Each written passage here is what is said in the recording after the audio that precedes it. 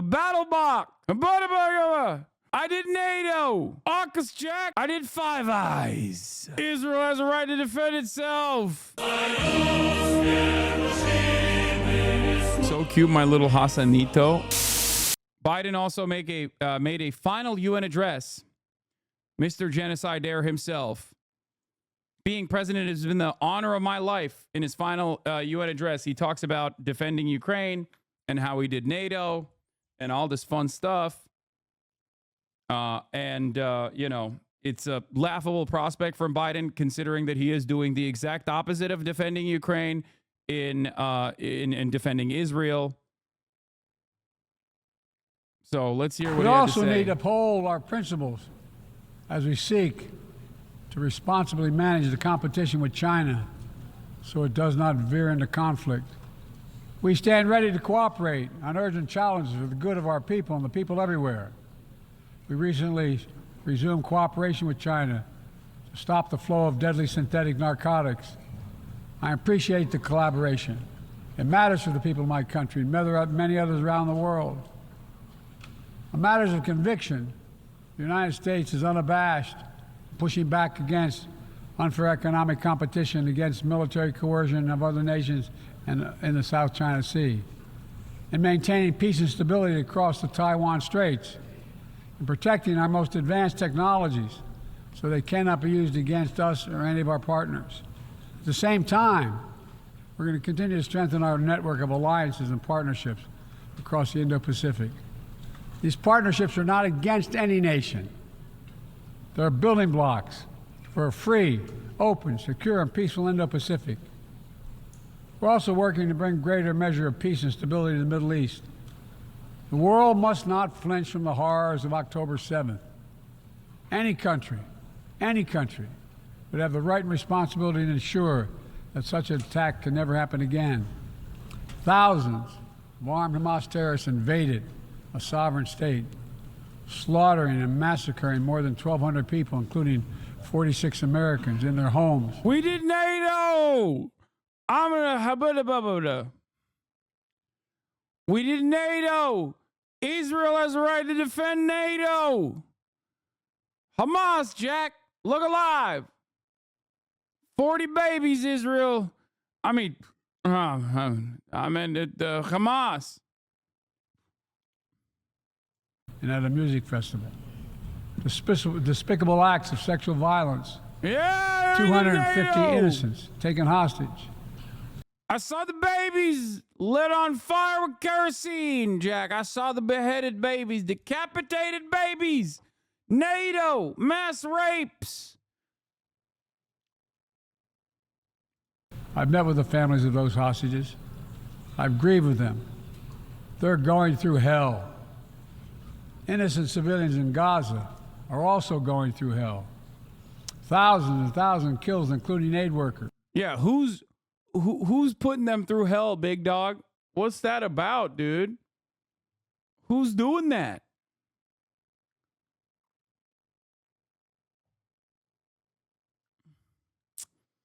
Do you want Trump to win? Why are you making fun of Biden? He's just a little battle fella. God, some of the best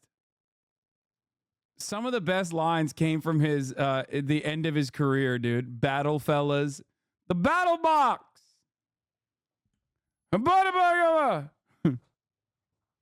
I did NATO. AUKUS check. I did Five Eyes. Five Eyes.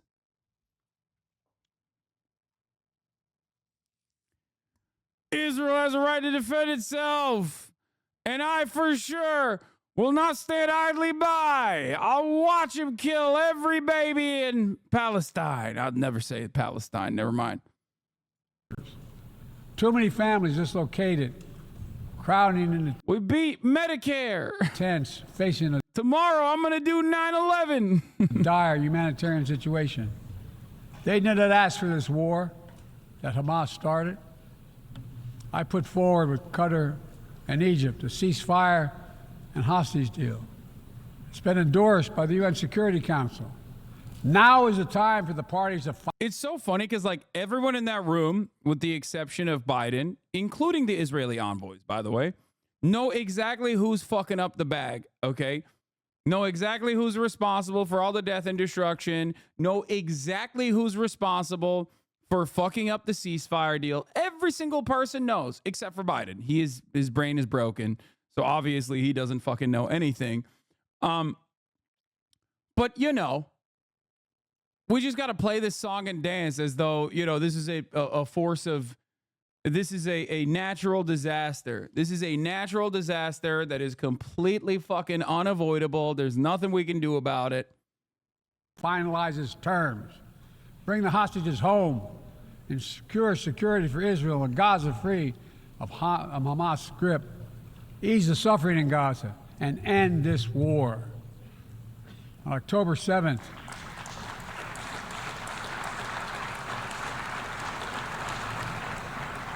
since October 7th, we've also been determined to prevent a wider war that engulfs the entire region. Have you?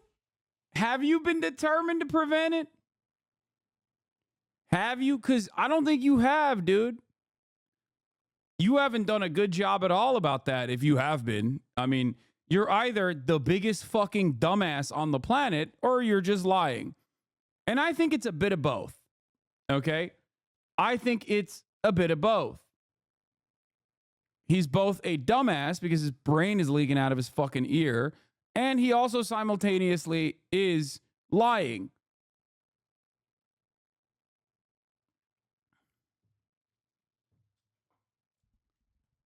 He's serious. He said, "Hanibada hanibada." Because honestly, if you were trying to stop Israel from escalating broader conflict, okay, you probably shouldn't be giving them weapons, giving them political cover at the UN Security Council, and at the UN General Assembly. You probably shouldn't be, I don't know, sending your fucking troops and giving, using American resources further beyond like the $18 billion worth of weapons you've given to Israel. But also past the $18 billion, using American surveillance to give Israel new targets to bomb.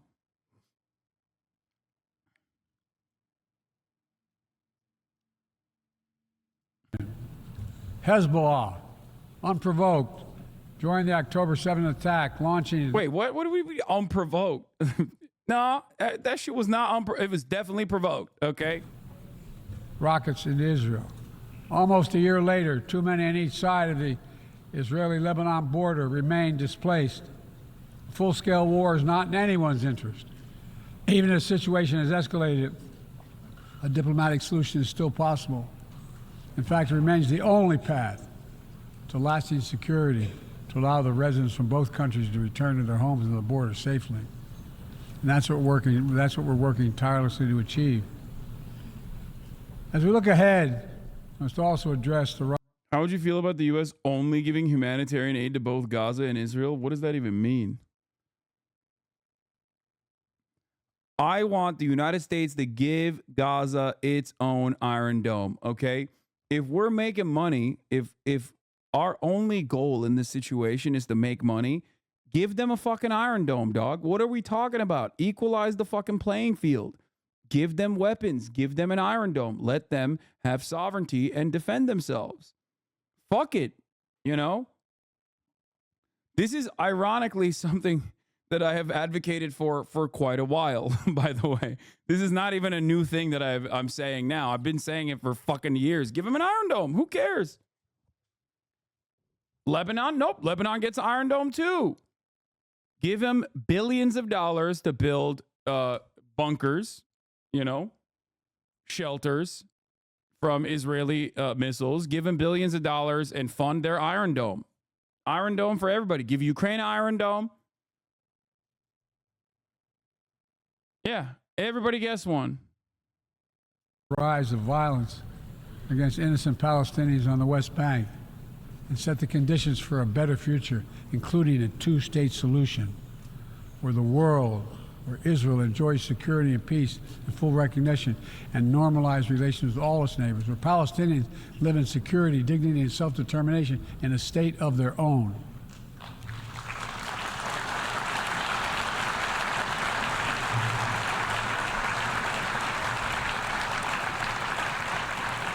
Progress toward peace will put us in a stronger position to deal with the ongoing threat posed by Iran. Together we must deny oxygen to its terrorist proxies, which have called for more October 7th and ensure that Iran will never, ever obtain a nuclear weapon. Gaza is not the only conflict that deserves our outrage. In Sudan, a bloody civil war. Wait, Gaza is a conflict that deserves our outrage?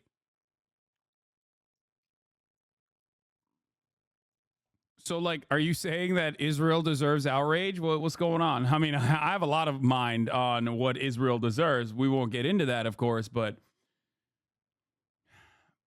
I don't understand it. Like, who are we outraged by? Who are we supposed to be outraged by, man? Who's doing the bombing, dude? Should we be more outraged that, at the Palestinian babies that are dying under Israeli bombs? Is that what it is? Well, American bombs that Israel is lobbing their way? Yeah. Unleash one of the world's worst humanitarian crises.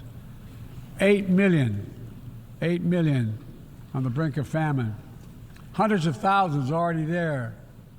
Atrocities in Darfur and elsewhere. The United States has led the world in providing humanitarian aid to Sudan, and with our partners, we've led diplomatic talks to try to silence the guns and avert a wider famine. The world needs to stop arming the generals, to speak with one voice and tell them, stop tearing your country apart, stop blocking aid to the Sudanese people, end this war now. He's not even getting, like, decent applause. Yeah. Let me close with this. Even as we navigate so much change, one thing must not change. We must never forget who we're here to represent. We, the people. These are the first words of our Constitution, the very idea of America. They inspired the opening words of the UN Charter. I made the preservation of democracy the central cause of my presidency. By the way, even with Sudan, okay, I haven't really covered it that much, okay? But with respect to Sudan, here is Congresswoman Sarah Jacobs, who is correct on the issue, okay? Biden also could make a fucking phone call and stop that shit dead in its tracks as well. Congresswoman Sarah Jacobs from California 51 says, in today's meeting with the UAE President Sheikh Mohammed bin Zayed Al Nahyan, I urge President Biden to use our considerable leverage to get the UAE to stop funding the RSF and prolonging the war in Sudan. The continued death, destruction, and suffering in Sudan is preventable. Okay? When you are the global hegemonic superpower, you have access to either side, okay, of any conflict. In this circumstance, you could absolutely just be like, UAE, what the fuck are you doing? Stop.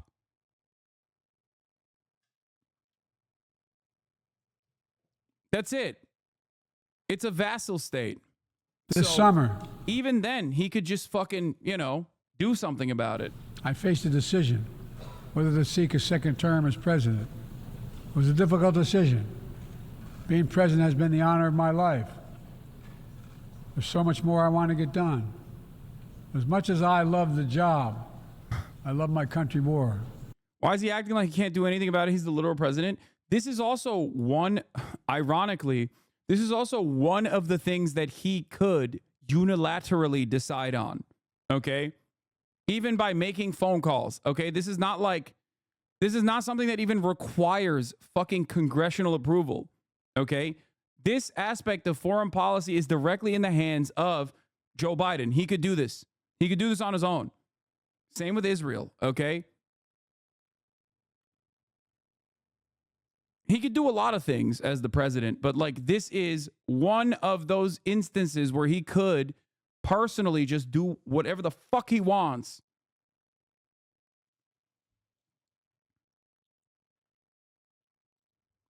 RSF is the Rapid Support Forces, a genocidal militia funded by the Arab Emiratis doing a genocide in Sudan. Yes.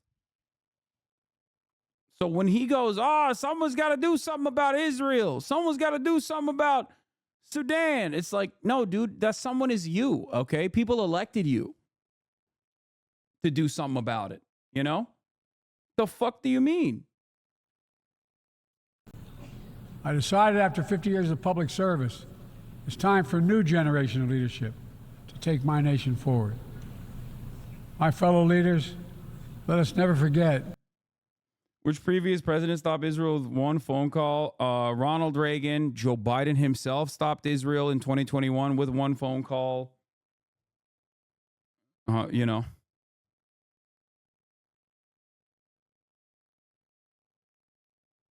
Yeah, someone called the president.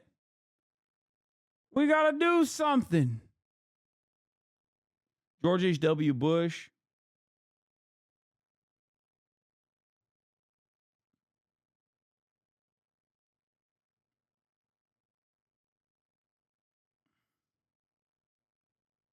Thoughts on Israel escalating in Lebanon sharply to make it more confusing the call for an arms embargo to average people? Wait, what? What do you mean?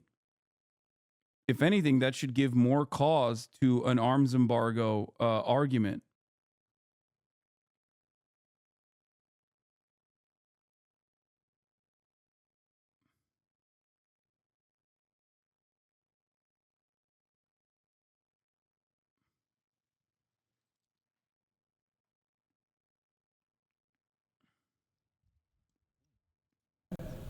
Some things are more important than staying in power.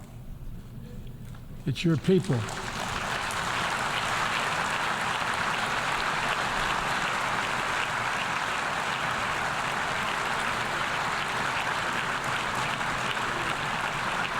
It's your people that matter the most. Never forget, we are here to serve the people, not the other way around. Because the future will be won by those who unleash the full potential of their people, to breathe free, to think freely, to innovate, to educate, to live and love openly without fear. That's the soul of democracy. It does not belong to any one country. I've seen it all around the world, and the brave men and women who ended apartheid, brought down the Berlin Wall. Huh. That's insane. Dog. Both of the things that you just mentioned, Israel is currently doing. An apartheid and a literal fucking wall to maintain said apartheid. Fight today for freedom and justice and dignity. We saw it, that universal yearning for rights and freedom in Venezuela, where millions cast their vote for change that hadn't been recognized. But it can't be denied. The world knows the truth. We saw it in Uganda, LGBT activists demanding safety and recognition of their common humanity. We see it in citizens across the world peacefully choosing their future. From Ghana to India to South Korea, nations representing 1/4 of humanity who will hold elections this year alone. Evangelical hogwatch cringe later. The power of we the people that makes me more optimistic about the future than I've ever been. Since I was first elected to the United States. East-West Germany was not an apartheid? No. He was talking about apartheid South Africa, bringing down apartheid South Africa. And then he said bringing down the wall.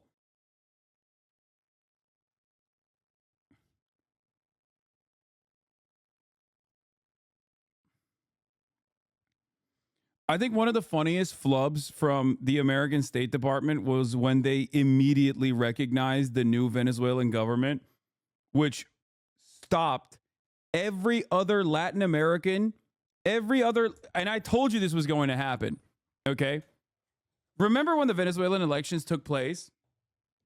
And, you know, there was definitely some inconsistencies, and obviously Maduro's popularity has dipped tremendously from day one, and he was mostly riding on the Chavistas and Chavez's popularity for his entire fucking reign.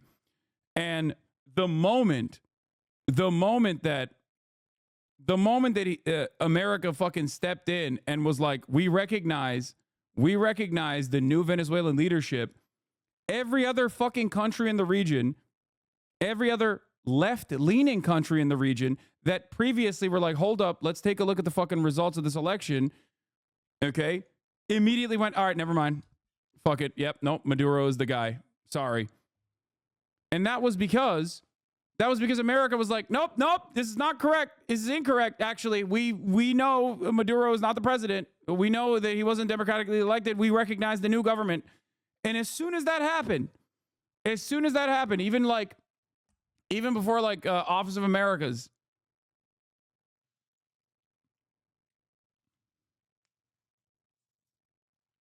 as soon as that happened, all of that conversation stopped dead in its fucking tracks.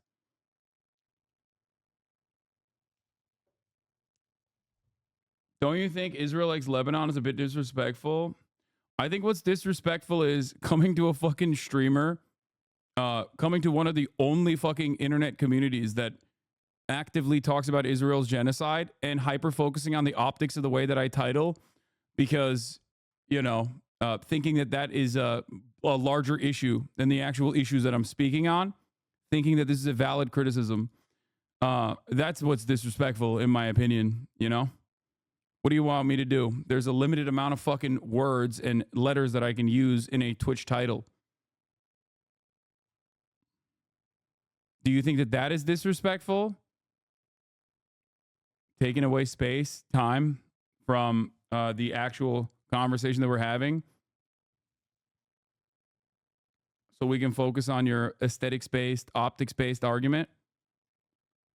What's more disrespectful, you think? United States Senate 1972.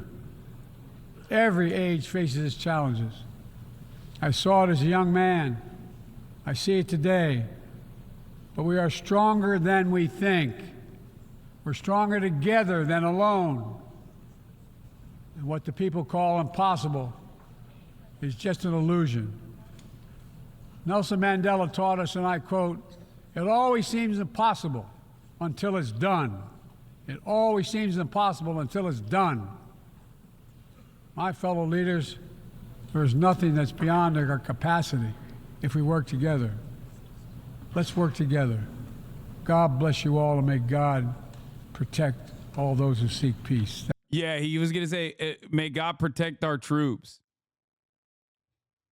Is wild that he's quoting Mandela? Yeah. I wonder if he'll quote Mandela when Mandela was talking about Israel being in apartheid. Probably not.